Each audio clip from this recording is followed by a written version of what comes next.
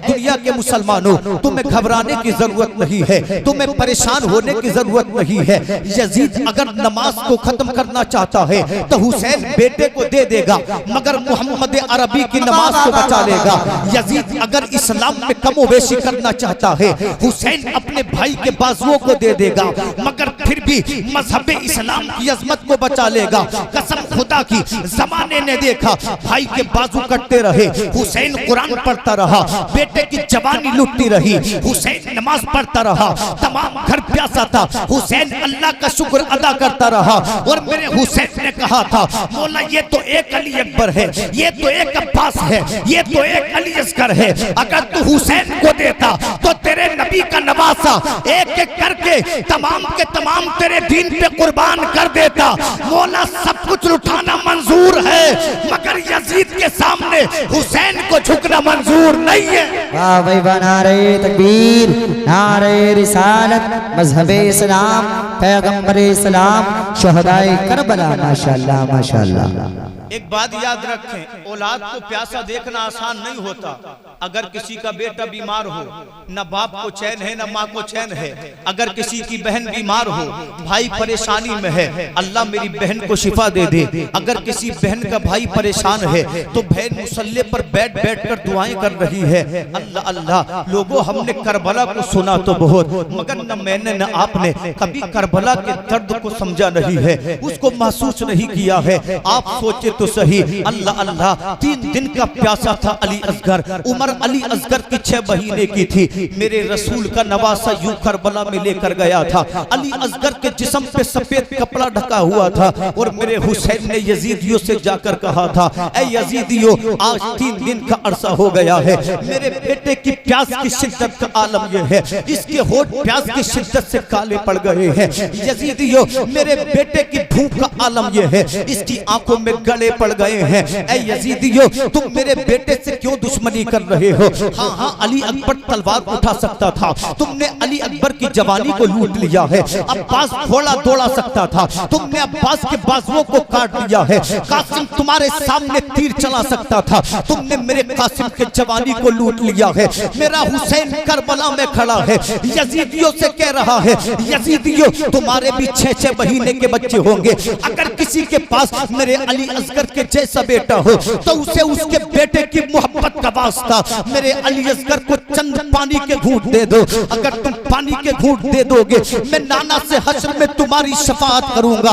हुसैन ने पानी मांगा था, दुश्मन को पानी देता है, मगर यजीदियों ने तीर छोड़ा, हवा का कलेजा चिरा, अली असगर के गले में लगा। हुसैन का बेटा शहीद हो गया, मगर हुसैन बोला, यजीदियों, हुसैन को झुकाना चाहते हो, ये तो एक अली असगर है, खुदा 1000 देता तो हुसैन इस्लाम के नाम पे हजारों को कुर्बान कर देता। सुभान अल्लाह, सुभान अल्लाह, माशाअल्लाह माशाअल्लाह माशाअल्लाह। कुर्बान करना आसान नहीं होता, बेशक बहुत बड़ी बात है। अच्छा ये समझिए, करबला में लड़ाई किस बात की थी?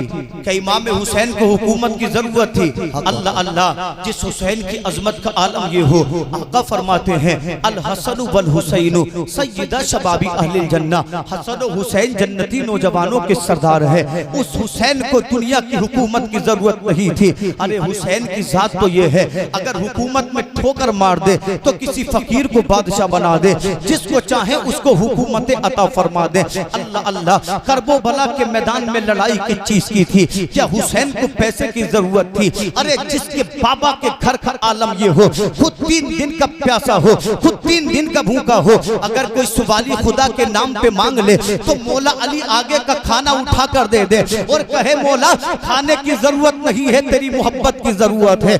जिस हुसैन के घराने का आलम ये हो कि उनका बच्चा बच्चा दीन के लिए जीता हो, उनके घर का हर बूढ़ा दीन के लिए जीता हो, एक एक जवान दीन पे मिटने के लिए तैयार हो। जिस हुसैन के घराने का आलम ये हो, बरेली का इमाम कहता है, तेरी नस्ल पाक में है बच्चा बच्चा नूर का, तू है ने नूर, तेरा सब घराना नूर। सुभान अल्लाह। नारे तकबीर, नारे रिसालत, मजहबे इस्लाम, पैगंबरे इस्लाम, माशाअल्लाह माशाअल्लाह। अल्लाहू अकबर। इमाम हुसैन को मुस्तफ़ा ने पाला। इंशाअल्लाह मैं अपने बयान को शुरू करूं। अल्लाह की कसम सोचो तो सही, अमीर मुआविया का बेटा था यजीद। कौन अमीर मुआविया, जिसके बारे में मुस्तफ़ा फरमाते हैं अमीर मुआविया को मुझसे बड़ा प्यार है। कौन अमीर मुआविया? जब रब का कुरान नाजिल होता था ना, रसूल फरमाते थे अमीर मुआविया अल्लाह के कुरान को लिखो। जिसको मुस्तफ़ा ने कातिबे वही बनाया, उसी का बेटा था यजीद। जब ये बड़ा हुआ, इसके हाथ में हुकूमत आई। जानते हो कैसा जालिम था ये? रातों को शराबे पीता था, ये दिनों में जुआ खेला करता था। जिस दारुल हुकूमत में शरीयत और इस्लाम की बात होती थी, जब यजीद हाकिम बना ना, तो इसने नाचने वालियों को नचाना शुरू कर दिया। इसे बंदरों का नाच देखने का शौक था। तमाम जवानी इसने अय्याशी में गुजार दी। जब ये हाकिम बना तो लोगों ने कहा जो शराब पीता हो वो हमारा अमीर नहीं हो सकता, जो जुआ खेलता हो वो हमारा अमीर नहीं हो सकता, जो अल्लाह अकबर नाच देखने का दिलदादा हो वो हमारा अमीर नहीं हो सकता। जिसने भी यजीद के सामने आवाज उठाई, इसने उसकी गर्दन को मार दिया, उसके खानदान को तबाह हो बर्बाद कर दिया। अल्लाह अकबर। एक दौर ऐसा आया, कोई यजीद के सामने बोलने तैयार नहीं था। यजीद समझता था अब मेरी हुकूमत पुख्ता हो गई है, मगर उसे मालूम नहीं था मुस्तफा की गोद का पाला हुसैन अभी बाकी है। अल्लाह की कसम, मेरे हुसैन ने मदीने से आवाज उठाई थी और कहा था हुसैन सब कुछ लुटा सकता है, मगर यजीद के हाथ पे बैत नहीं कर सकता, इसलिए कि ये हाथ हुसैन का हाथ नहीं है, ये मदीने वाले मोहम्मद का हाथ है। किसी ने यजीद से कहा यजीद जब तक 4 लोग तेरी बैत नहीं करेंगे तुझे कोई हाकिम नहीं मानेगा। बोले सुभान अल्लाह। बात समझ में आ रही है? इंशाअल्लाह आधा घंटा में आपसे गुफ्तगू करूंगा। किसी ने क्या कहा? जब तक 4 लोग तुझे हाकिम नहीं मानेंगे, कोई तेरी हुकूमत को नहीं मानेगा, कोई तुझे अमीर नहीं मानेगा। यजीद बोला ओ मशवरा देने वाले बता वो 4 लोग कौन है? तो कहने वाले ने कहा पहले का नाम अब्दुल्ला इब्ने उमर है, जो हजरत उमर फारूक आजम के बेटे हैं, मुस्तफ़ा के सहाबी हैं। दूसरे का नाम अब्दुल्ला इब्ने जुबैर है, जो जुबैर इब्ने अव्वाम के बेटे हैं, मुस्तफ़ा के सहाबी हैं। तीसरे का नाम अब्दुल रहमान बिन अबू बकर सिद्दीक है, जो अबू बकर सिद्दीक के बेटे हैं, मुस्तफ़ा के सहाबी हैं। चौथे का नाम हुसैन इब्ने अली है, जो मौला अली के बेटे हैं, मुस्तफ़ा के सहाबी हैं। कहने वाले ने कहा जब तक इन 4 लोगों की बैत तू अपने हाथ पे नहीं लेगा, तेरी हुकूमत का कोई मतलब नहीं, तेरी अमारत का कोई मतलब नहीं, तेरी अमीरी का कोई मतलब नहीं। जानते हो यजीद ने हालत तकब्बुर में कहा था बादशाह मैं हूँ, हुकूमत मैं करता हूँ, कौन है जो यजीद के सामने ठहर जाए? यही जुमले कहे थे नमरूद ने अपने ऐवान में बैठकर कि खलीलुल्लाह की औकात क्या है, इब्राहिम मेरे सामने है क्या, मैं इब्राहिम को मिटा दूंगा। यही जुमले कहे थे फिरौन ने अपने महल में बैठकर मेरे सामने मूसा की औकात क्या है, मैं मूसा को मिटा दूंगा। मगर लोगों हम सब जानते हैं नमरूद मिट गया, इब्राहिम खलीलुल्लाह आज भी जिंदा है, फिरौन मिट गया, मूसा कलीमुल्लाह आज भी जिंदा है, यजीद मिट गया, अली का बेटा हुसैन आज भी जिंदा है। इसलिए कि खुदा जिसको रखे उसे कोई मार नहीं सकता, और अल्लाह जिसको मारे उसे दुनिया में कोई बचा नहीं सकता। नारे तकबीर, नारे रिसालत, नारे हैदरी, नारे गौसियत, मसलके आला हजरत, जिक्र शहीद आजम। माशाअल्लाह माशाअल्लाह। यजीद से कहा 4 लोगों की बैत ले ले, हाकिम बन जाएगा, अमीर बन जाएगा। यजीद ने मदीने को खत लिखा। मदीने के गवर्नर वलीद इब्ने उतबा थे। अल्लाह अकबर। खत का मफहूम ये था, ऐ वलीद इब्ने उतबा, अगर तुम्हें अपनी गवर्नरी प्यारी है तो याद रखो मैंने 4 लोगों के नाम लिखे हैं, अगर इन्हें डराना पड़े तो डराना, मगर बैत यजीद की करा लेना। अगर कैद में डालना पड़े तो कैद में डाल देना, मगर यजीद की बैत कराना। अगर कत्ल करना पड़े तो कत्ल करना, मगर यजीद की बैत कराना। अल्लाह अकबर। कासिद मदीने को आया। जब वलीद इब्ने उतबा के हाथ में खत दिया, वलीद इब्ने उतबा ने खत को पढ़ना शुरू किया। अल्लाह अकबर। खत पढ़ते जा रहे हैं, आंखों में आंसू आते जा रहे हैं, इसलिए कि वलीद इब्ने उतबा गवर्नर जरूर थे, मगर इमाम हुसैन से मोहब्बत करने वाले थे, मौला अली से मोहब्बत करने वाले थे, अहले बैते रसूल से मोहब्बत करने वाले थे। आपने अपनी मसनत को देखा और देखने के बाद कहते हैं अल्लाह अल्लाह अकबर यजीद चाहता है मैं मसनद के बदले में अपनी मोहब्बत का सौदा कर लूं, मगर यजीद को मालूम नहीं है मुझे अहले बैत से मोहब्बत है। अगर बात औलादे रसूल की हो तो मैं तमाम दुनिया की दौलत को ठोकर मार दूंगा, मगर नबी की औलाद को कबूल करूंगा। इसलिए कि दुनिया की दौलत पैसा देती है, लिबास देती है, दौलत देती है, मगर नबी की मोहब्बत की शान ये है, ये जब तक दुनिया में रहता है इज्जत देती है, जब बंदा हश्र में पहुंचेगा तो जन्नत अता फरमाएगी। सुभान अल्लाह माशाअल्लाह। कुछ भी हो जाए मगर यजीद की बैत के लिए इमाम हुसैन से कहूंगा नहीं। आपने अपने सिपाही को भेजा, जाओ जाकर कहो इमाम हुसैन से हमारे घर तशरीफ लेकर आए। अल्लाह अल्लाह, मेरे हुसैन के पास सिपाही गया, जाने के बाद कहने लगा हुजूर इजाजत हो कुछ अर्ज करूं। मेरा हुसैन कहता है ए आने वाले सिपाही क्या कहते हो? उसने कहा जनाब आपको गवर्नर मदीना ने बुलाया है।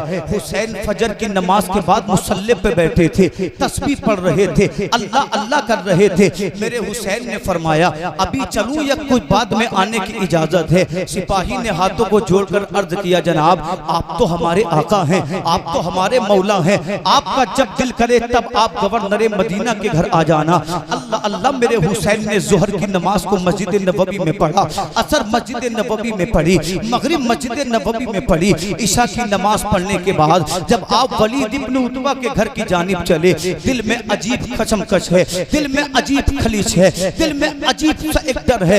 मेरा हुसैन जब वलीद इब्ने उतबा के मकान में पहुंचा, आपकी निगाह वहां पर बैठे हुए कासिद पर पड़ी, समझ गए अब मेरे साथ मदीने में जुल्म होगा, अब मुझे मदीने से बाहर कर दिया जाएगा, अब मुझे मदीना छोड़ने पे मजबूर कर दिया जाएगा। मेरे हुसैन को जब वलीद इब्ने उतबा ने देखा, अपनी मसनद से खड़े हो गए। खड़े होने के बाद कहने लगे हुसैन मेरी मसनद पे तशरीफ लाएं, इसलिए कि मेरा ईमान आपके बाबा के दर की खाक है, मेरी जान आपके बाबा की गुलाम है, मेरी सब कुछ जो भी मेरे पास है आपके दर का गुलाम है।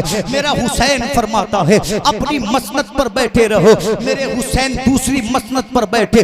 वलीद इब्ने उतबा ने खत दिया मेरे इमाम के हाथ में, इमाम हुसैन ने खत पढ़ा। खत पढ़ने के बाद मुस्कुराए, इरशाद फरमाते क्या कहते हो वलीद इब्ने उतबा? आपने फरमाया हुजूर बड़ा ही अजीब मंजर है, आपकी मर्जी जो चाहे वो करें। मेरे हुसैन ने मुस्कुरा कर कहा था वलीद तू जानता है यजीद शराबी है, वलीद तू जानता है यजीद बेनमाजी है, वलीद तू जानता है यजीद जुआ खेलता है, वलीद तू जानता है यजीद की ईसाइयों से यहूदियों से दोस्ती है। क्या तू ये समझता है हुसैन अपना हाथ यजीद के हाथ में दे देगा? नहीं नहीं, हुसैन यजीद को अमीर मान लेगा। नहीं नहीं, मेरे हुसैन ने तारीखी जुमले इरशाद फरमाए थे। अली के बेटे ने कहा था ऐ हजरत वलीद ये जो मेरा हाथ है ये सिर्फ हुसैन का हाथ नहीं है, ये मुस्तफा मोहम्मद अरबी का हाथ है, ये मौला अली की अमानत है, ये हसन मुस्तफा की इज्जत है। खुदा की कसम हुसैन सर तो कटा सकता है मगर यजीद के सामने सर झुका नहीं सकता। तो मैं क्यों न बोलूं, मरते हक बातिल के आगे मात खा सकते नहीं, सर कटा सकते हैं लेकिन सर झुका सकते नहीं। सुभान अल्लाह, नारे तकबीर, नारे रिसालत, नारे हैदरी, फैजाने शहदाए करबला, फैजाने असीराने करबला, फैजाने मजलूमीने करबला, जिक्र शहीद आजम कॉन्फ्रेंस मौलाना शादाब रजा साहिब किबला नगीबी जिंदाबाद जिंदाबाद। मेरे हुसैन ने खत को पढ़ा, 4 टुकड़ों में खत को बांटा। कासिद कहने लगा वलीद हुसैन को रोक, अगर हुसैन यहाँ से चले गए पता नहीं कब हाथ में आएंगे, पता नहीं कब जाकर हमको मिलेंगे। मेरे हुसैन ने इतना सुना, पलटे उस कासिद की जानिब। आपने फरमाया खबरदार, क्या तुझको मालूम है तू किससे बात कर रहा है? तेरे सामने वो हुसैन खड़ा है जिसकी रगों में मौला अली का खून दौड़ता है, जिसकी रगों में खातूने जन्नत का दूध दौड़ता है। मेरे हुसैन ने फरमाया तू बहादुरी की बात करता है, बहादुरी मेरे बाबा अली पे कुर्बान हो गई है। तू सुजात की बात करता है, सुजात मेरे बाबा के कदमों की धूल है, तुझको मालूम नहीं है। तेरे सामने वो खड़ा है जिसको खुदा ने अपना शेर कहा है, जिसको अल्लाह ने फातिह खैबर बनाया है। हुसैन अपनी पे आ जाए, यजीद की औकात क्या है? तमाम दुनिया एक तरफ हो, अगर अली का बेटा मैदान में डट जाए तो दुनिया के सामने झुकेगा नहीं बल्कि ज़माने को झुका देगा। मगर हुसैन को लड़ना नहीं है बल्कि मुस्तफा के दीन पे कुर्बान हो जाना। हुसैन को लड़ना नहीं मुस्तफा के दीन पे कुर्बान हो जाना है। अल्लाह अल्लाह मेरे हुसैन ने इतना कहा, कहने के बाद घर को आ गए। आका हुसैन अपने घर में दाखिल हुए। मेरे हुसैन ने घर में जाकर सलाम किया। फरमाते हैं मेरी बहन ज़ैनब कहाँ है? आपकी बहन ने अर्ज किया, भाई आपकी बहन ज़ैनब हाजिर है। आपने फरमाया मेरे भाई अब्बास अलमदार को बुला लो। अब्बास अलमदार ने अर्ज किया, बाप मेरे भाई मैं हाजिर हूँ। आपने फरमाया अली अकबर हजरत इमाम ज़ैनुल आबिदीन को बुला लो। दोनों साहिबजादों ने कहा, बाबा आपके बेटे आपकी बारगाह में हाजिर हैं। आपने फरमाया हजरत कासिम हजरत हसन की निशानी को बुला लो। हजरत हसन आपकी बारगाह में हाजिर हुए। मेरे चचा आपका भतीजा आपकी बारगाह में हाजिर है। फरमाया मेरे भांजे ओनो मोहम्मद को आवाज दे लो। ओनो मोहम्मद को बुला लिया गया। हजरत सुगरा को बुला लिया गया। जब मेरे हुसैन का तमाम खानदान इकट्ठा हो गया तो मुस्तफा के नवासे ने कहा, ए बहन ज़ैनब तुझे याद है जब हमारी वालिदा फातिमा ज़हरा तय्यबा ताहिरा का इंतकाल हो रहा था तो वालिदा ने तुझसे कहा था, ज़ैनब एक वक्त ऐसा आएगा जब तेरे भाई हुसैन को मदीना छोड़कर जाना पड़ेगा। ऐ मेरी बहन ज़ैनब, जब तेरे भाई को तेरी जरूरत पड़े तो पीछे हटने की जरूरत नहीं है, बल्कि हर कदम पे अपने भाई के साथ चलना है ताकि जमाने को पता चले कि बहन की मोहब्बत कितनी अजमत वाली होती है। मेरे हुसैन फरमाते हैं, बहन ज़ैनब अब मदीने को छोड़ने का वक्त आ गया है। अब मदीने को अलविदा कहने का वक्त आ गया है। अब मदीने को खैराबाद कहने का वक्त आ गया है। आप सोचे तो सही, जिस मदीने में मुस्तफा से जिस मदीने को बहारें मिली उस नबी का नवासा मदीने में रोए जा रहा है। हुसैन की आंखों में आंसू हैं। रात के तीसरे पहर में अली का बेटा नबी का लगते जिगर मुस्तफा के रोजे मुबारक पर पहुंचा और जानते हो अपने खानदान को साथ लेकर गया। जाकर हुसैन मुस्तफा के रोजे से लिपट गए और मेरा हुसैन कहता है, नाना देख लो आपके रोजे पे आपका नवासा आया है। वो हुसैन आया है जब मैंने आपसे सवारी को कहा, आपने अपने कांधे पे मुझे सवार किया था। ऐ मेरे नाना वो हुसैन आया है जिसके बारे में आप कहते थे, हुसैन तू जन्नत का फूल है जो अल्लाह ने मुझे दुनिया में अता फरमा दिया है। मेरे नाना देख लो वो हुसैन आया है आप जिसको अपनी आगोश में खिलाया करते थे, जिसकी पेशानी को चूमा करते थे, जिसके लबों को बोसा दिया करते थे। ऐ मेरे नाना आज हुसैन को मदीना छोड़ना पड़ेगा इसलिए कि यजीद जालिम मुझे मदीने से दूर करना चाहता है। ऐ नाना वो वादा अदा करने का वक्त आ गया है जो हुसैन ने आपसे बचपन में किया था। अल्लाह की कसम सोचो तो सही, एक दिन के हुसैन थे जिन्होंने नाना से बचपन में वादा किया था, मगर 58 साल की उम्र में हुसैन को याद था। सोचो तो सही, जिस हुसैन के अंदर वादा वफा करने की वफाओं का आलम ये हो, उस हुसैन की इबादत का आलम क्या होगा? उस हुसैन की नमाज का आलम क्या होगा? उस हुसैन की तिलावत का आलम क्या होगा? उस हुसैन इब्ने अली की जात का आलम क्या होगा? तो मैं क्यों न बोलूं, उस नवासे पर मोहम्मद मुस्तफा को नाज है, उसकी हिम्मत पर अली शेरे खुदा को नाज है। सजदे तो सबने किए, तेरा नया अंदाज है, तूने वो सजदा किया जिस पर खुदा को नाज। सुभान अल्लाह, नारे तकबीर, नारे रिसालत, नारे हैदरी, नारे गौसियत, मसलके आला हजरत, फैजाने आला हजरत। माशाअल्लाह माशाअल्लाह। मेरे हुसैन कहते, नाना आपकी दुआओं की जरूरत है। अल्लाह अल्लाह मेरे नाना हुसैन को फरामोश न कर देना। उलमा फरमाते हैं, तारीख करबला कहती है मेरे हुसैन रोए जा रहे हैं, आंखों में आंसू हैं, हुसैन पे गुनूद की तारी हो गई। और जानते हो मुस्तफा हुसैन के ख्वाब में आ गए। आने के बाद मेरे आका ने फरमाया था, हुसैन घबराना नहीं है, जहां जहां तेरे कदम पड़ेंगे तेरे नबी की दुआएं तेरे साथ होंगी, जहां जहां तू जाएगा तेरे नबी की दुआएं तेरे साथ जाएंगी। आइए थोड़ा सा और तारीख करबला को बयान करो। मेरे हुसैन अपने नाना के रोजे से उठे, उठने के बाद खातून जन्नत के मजार पे पहुंचे। जाने के बाद अपनी वालदा की कब्र से लिपट गए और लिपटने के बाद कहते, माँ तेरा बेटा हुसैन आया है, वो बेटा जिसके लिए तूने अपनी तमाम जिंदगी कुर्बान कर दी। ऐ माँ, तूने अपने बेटे को बड़े ही नाजुक से पाला था, बड़े लाड से पाला था, मगर देख माँ तेरे बाबा की वो उम्मत जो तेरे बाबा का कलमा पढ़ रही हैं, जो तेरे बाबा की लाई नमाजें पढ़ती हैं, तेरे बाबा पे नाजिल हुआ कुरान पढ़ती हैं, आज उसी उम्मत ने तेरे बेटे को तेरे मदीने से दूर जाने पे मजबूर कर दिया है। ए वालिदा हुसैन अकेला होगा, तुझे तेरे बेटे की मोहब्बतों का वास्ता, जब तेरा बेटा करबला में इम्तिहान दे रहा हो तो अपने बेटे को दुआओं में याद रखना। आवाज आती है खातूने जन्नत की, हुसैन अपनी इस इल्तिजा को बंद करो, ऐसा ना हो तेरा दर्द सुन के तेरी वालिदा कब्र से बाहर आ जाए और दुनिया में कयामत तारी हो जाए।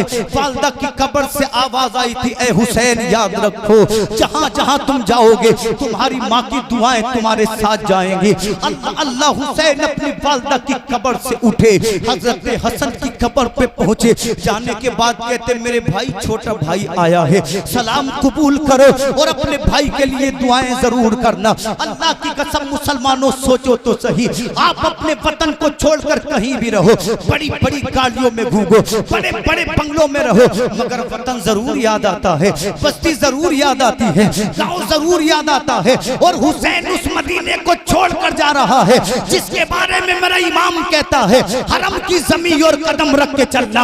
अरे सर का मौका है ओ जाने वाले, मदीने के खित्ते खुदा तुझको रखे, फकीरों गरीबों को ठहराने वाले। मदीने को छोड़ना आसान नहीं होता, किसकी तमन्ना नहीं है कि वो मदीने को जाए, जिस मदीने को जाने के लिए सब मचलते हैं, हुसैन उस मदीने को छोड़ने की तैयारी कर रहा है। मेरे हुसैन अपने घर आए, आने के बाद कहते बहन ज़ैनब सामान को इकट्ठा करो। लोगों मुस्तफ़ा के घर वालों पे क्या था, वो इमामा था जो मुस्तफ़ा ने तोहफे में दिया था, वो तलवार थी जिसको दुनिया तलवार जुल्फ़िकार के नाम से जानती है। खातूने जन्नत की वो बोसीदा चादर थी जिसमें खातूने जन्नत ने हसन और हुसैन को पाला था, हज़रत हसन का पटका था। अल्लाह अल्लाह ये सामान तैयार किया, चंद तस्बीहें उठाई, चंद कुरान के नुस्खे लिए, लेने के बाद थोड़ा सा अनाज लिया और मेरा हुसैन मदीने से जाने को तैयार था।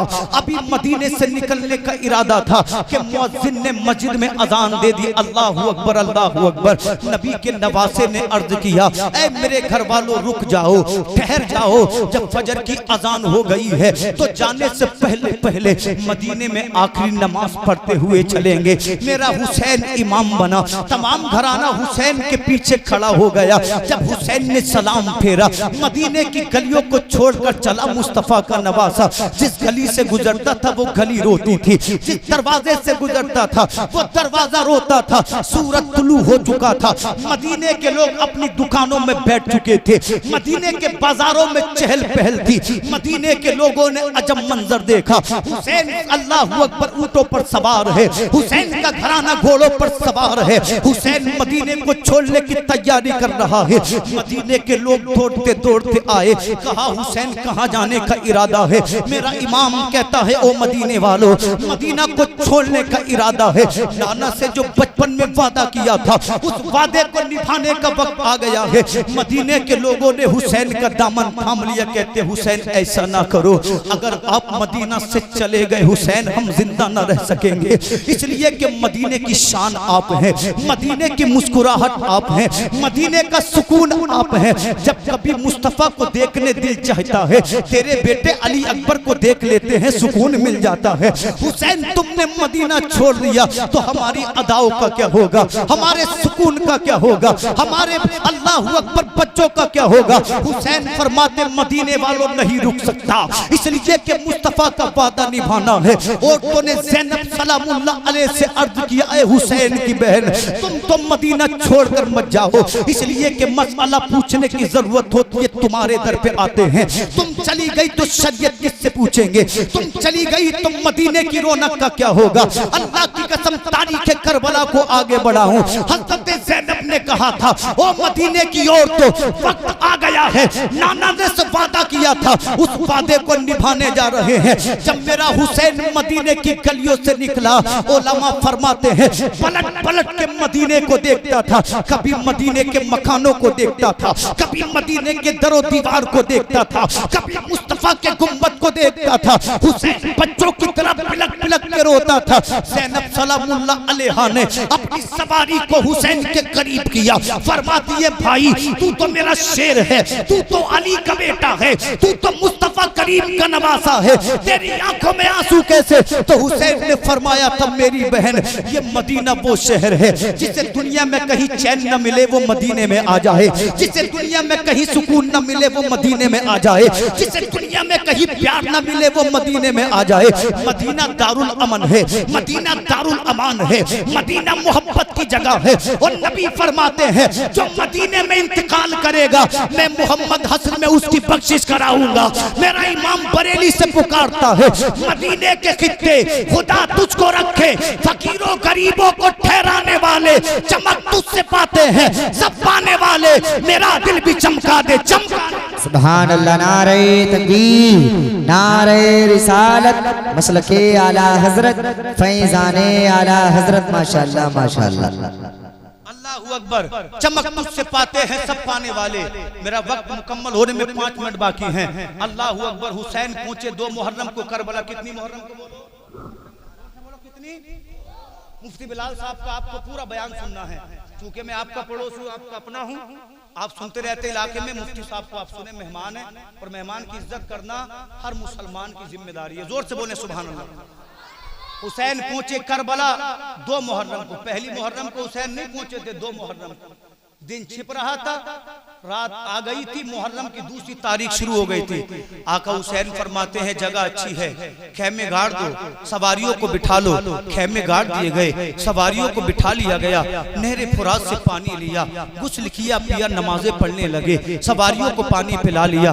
जानते हो जब 2 मुहर्रम की सुबह हुई ना, हुसैन ने फरमाया खेमों को उखाड़ लिया जाए, सवारियों को उठा लिया जाए। अल्लाह अल्लाह तारीख करबला कहती है जब मेरे हुसैन ने ये हुक्म दिया, आपके बेटे ने अपने घोड़े को आगे बढ़ाना चाहा, मगर घोड़े ने आगे बढ़ने से मना कर दिया। जितना आगे बढ़ाते थे घोड़ा इतना पीछे हटता जाता था। अली अकबर कहते घोड़े तुझे मालूम नहीं है तेरी पुश्त पे कौन बैठा है? तेरी पुश्त पे मुस्तफा का नवासा हुसैन बैठा है। तेरी इतनी जुर्रत कि तू आगे बढ़ने से मना करता है। मगर अली अकबर को मालूम क्या था, मंजिल हुसैन आ चुकी है। जब घोड़े से आगे बढ़ने से इनकार कर दिया, जब ऊंट अपनी जगह से ना उठे, तो मेरा हुसैन कहता अली अकबर ये बताओ ये जगह कौन सी है? हजरत अली अकबर ने अर्ज किया बाबा इस जगह का नाम नैनवा है। हुसैन कहते कुछ और भी नाम है इस जगह का। अली अकबर ने फरमाया बाबा इसका नाम करबला है। इतना सुनना था, हुसैन ने मुस्कुरा कर कहा सवारियों को बैठा दिया जाए, खेमों को काट दिया जाए। अरे कूफा जाना तो बहाना था, हुसैन की मंजिल करबला आ गई है। ऐ मेरे बेटे तुझको मालूम नहीं है, एक बार मेरे बाबा इसी करबला से गुजरे थे। जब अली करबला में पहुंचे, अली ने रोना शुरू कर दिया। करबला की खाक को उठाकर अपने सर पे डालना शुरू कर दिया। साथियों ने पूछा अली आपको जमीनें और भी मिली, यहाँ रोने की वजह क्या है? इस खाक में ऐसा क्या है जो अली जैसा जलीलुल कद्र सहाबी अपने सर पे डाल रहा है? तो मौला अली ने रोकर कहा था ऐ मेरे साथियों तुमको मालूम नहीं है, यही वो जगह है जहाँ मेरे बेटे हुसैन को प्यासा रखा जाएगा, जहाँ हुसैन को भूखा रखा जाएगा। मेरे बेटे हुसैन के सामने उसके जवान जवान बेटों को कत्ल किया जाएगा, उसकी बच्चियों को भूखा प्यासा रखा जाएगा। ऐ लोगों यही वो जगह है जहां अली के खानदान को लूटा जाएगा। हुसैन फरमाते हैं आगे बढ़ने की जरूरत नहीं है, अब जरूरत ये है आंधियां आए, तूफान आए, कैद कर दिया जाए, कत्ल कर दिया जाए, मगर हुसैन फिर भी यही कहेगा मरते हक बातिल के आगे मात खा सकते नहीं, सर कटा सकते हैं लेकिन सर झुका सकते नहीं। बेशक बेशक बेशक बेशक, सुभान अल्लाह सुभान। हुसैन पहुंचे करबला में 2 तारीख को। जब इब्ने ज़ियाद को पता चला लश्कर भेज दिया। आखिरी बातें सुनने, बात खत्म। इब्ने ज़ियाद ने लश्कर भेजा, कहा 3 तरफ से हुसैन को घेर लो, पानी पे पहरा मत लगाना। 3 मुहर्रम को हुसैन करबला में रहे, 4 को रहे, 5 को रहे, 6 को रहे। जब 7वीं मुहर्रम आई पानी बंद कर दिया गया। यजीदी बोले अगर घोड़े पानी पिए तो पिए, हुसैन पानी न पिए। मुशरिक पानी पिए तो पिए, हुसैन पानी न पिए। कफार पानी पिए तो पिए, हुसैन पानी न पिए। मुनाफिक पानी पिए तो पिए, हुसैन पानी न पिए। उसके घर पे पानी बंद किया यजीदियों ने, जिसकी शान है इन्ना आतैना कल कौसर, जिसकी शान है बद्दुहा वल्लैली इज़ा सजा। उस नबी के घराने पे पानी बंद है करबला में, जिसके सदक़े में अल्लाह ने आबशार बनाए, जिसके सदक़े में अल्लाह ने समंदर बनाए। उसके घराने पे पानी बंद है करबला में, जिसके सदक़े में रब ने बारिशों को बनाया। उसके घराने पे पानी बंद है करबला में, जिसके सदक़े में अल्लाह ने कुओं से पानी निकाला। उनको मालूम नहीं था, हुसैन मजबूर नहीं था, बल्कि हुसैन को इस्लाम बचाना था, वरना हुसैन की शान ये थी ठोकर मारते करबला में, करबला को समंदर बना देते। और आपको तारीख भूलनी नहीं चाहिए, अजमेर में हुसैन के बेटों के बेटों के बेटों के बेटा आया था मोइनुद्दीन चिश्ती, आए थे कि नहीं? गुलामों के हुसैन थे। पृथ्वीराज ने कहा पानी बंद करो, हो गया। ख्वाजा पाक मुस्कुराए। 3 दिन गुजरे तो आपके एक साथी ने कहा जनाब बड़ी प्यास लगती है। फरमाया परेशान क्यों है? मेरा गागर उठा, कासा उठा और जाकर कह दे अना सागर से तुझे ख्वाजा ने बुलाया। क्या कहा? बस ये बात मैं आपको बता दूं, ठीक है ना? अना सागर से कह दे जाकर ख्वाजा ने बुलाया है। मुरीद पहुंचा, देखा सिपाही चारों तरफ से पहरा लगाए हुए हैं। करबला का मंजर याद आ गया। करबला में भी रेत है, अजमेर में भी वही मामला है।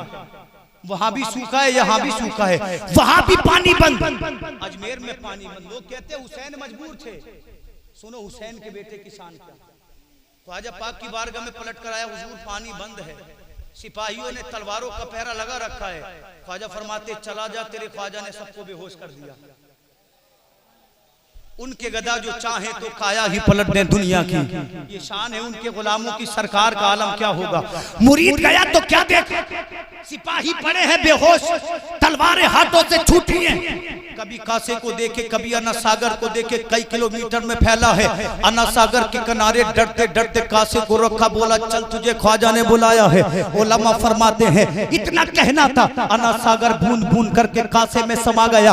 अजमेर के जितने कुएं थे, हर कुएं का पानी कासे में समा गया। अजमेर में जितनी ऊँटनियां थी, ऊँटनियों के थनों का दूध कासे में समा गया।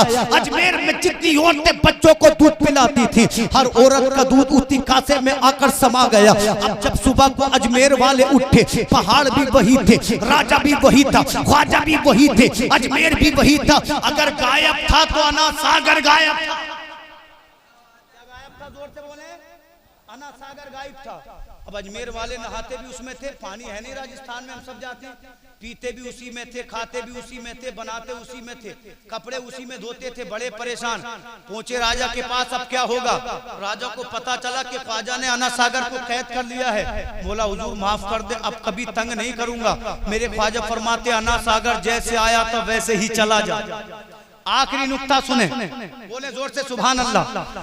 हिंदुस्तान नदियों का देश है, कहीं गंगा बहती है, कहीं यमुना बहती है, कहीं सरस्वती बहती है, कहीं सिंध बहती है। अगर पंजाब में जाओगे तो 5 नदियां बहती हैं, कहीं सतलज बहती है, कहीं रावी बहती है।